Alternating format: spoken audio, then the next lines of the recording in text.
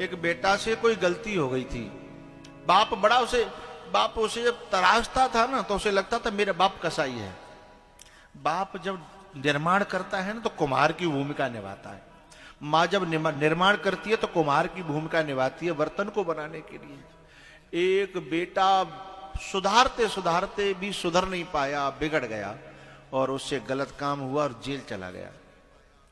लेकिन जब वो जेल चला गया, उसे गलती का एहसास हुआ तो उसने जेल से एक कागज भिजवाया अपने पिताजी के पास।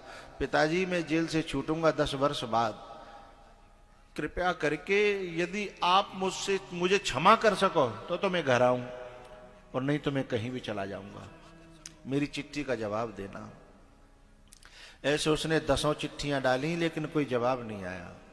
फिर भी उसने अंतिम चिट्ठी में लिखा कि मैं ट्रेन में अपने गांव के स्टेशन होते हुए जाऊंगा।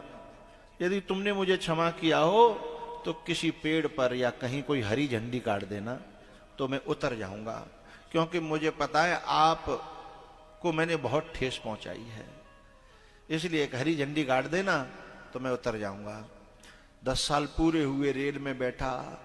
अब उसे डर लग रहा था, समझ में नहीं आ रहा था क्षमा किया कि नहीं किया, पर 10 साल बहुत होते हैं। गांव की याद आ रही थी, माता पिता की याद आ रही थी, गलती का उसने खूब एहसास उसे हुआ।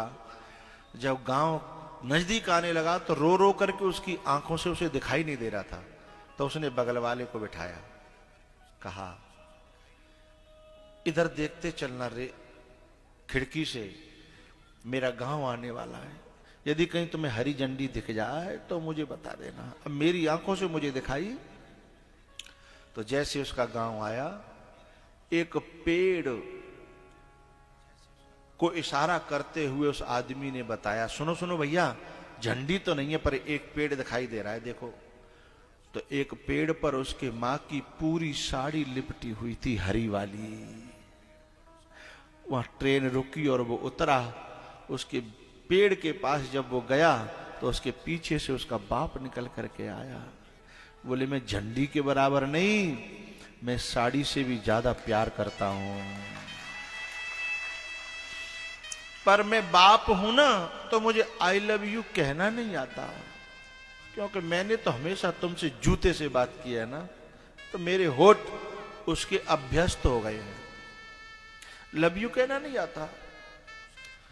बेटा पांव में गिर पड़ा, पापा सॉरी, मुझे क्षमा करना, लेकिन आज के बाद मैं ऐसा कोई काम नहीं करूंगा जिससे आपका सिर नीचा हो। चाहे बेटी हो चाहे बेटा, जो ये कहते हैं ना कि मेरी पर्सनल लाइफ है, मेरा पर्सनल जीवन है, मैं उनको कपूत कहता हूं।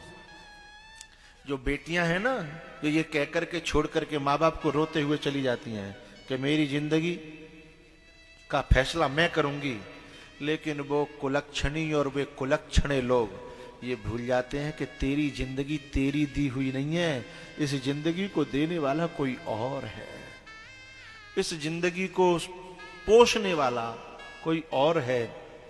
तुम अपनी जिंदगी का फैसला करो, कोई बात नहीं, लेकिन तुम्हें पता है तुम्हारी जिंदगी के फैसलों से कितनों की जिंदगी के फैसले जुड़े हैं। जिनकी बेटियां ऐसे कहकर के जो चली जाती हैं ना, पता है उनका बाप महीनों तो घर से नहीं निकलता, और यदि वो निकलता भी है तो नीचे निगाह करके इधर कोई हंस रहा हो तो उसे ऐसा लगता है कि मेरे ऊपर हंस रहा होगा। यदि कहीं से कोई ठहाके की आवाज आ जाए तो वो उधर जाता नहीं है, उस कांपता है। ये जीते जी की जो बहुत नरक जैसी जिंदगी दे करके जो अपने बाप को जा रही है, वो बेटी है। मैं उसके लिए शब्द प्रयोग करना नहीं चाहता, पर वो बेटी नहीं है।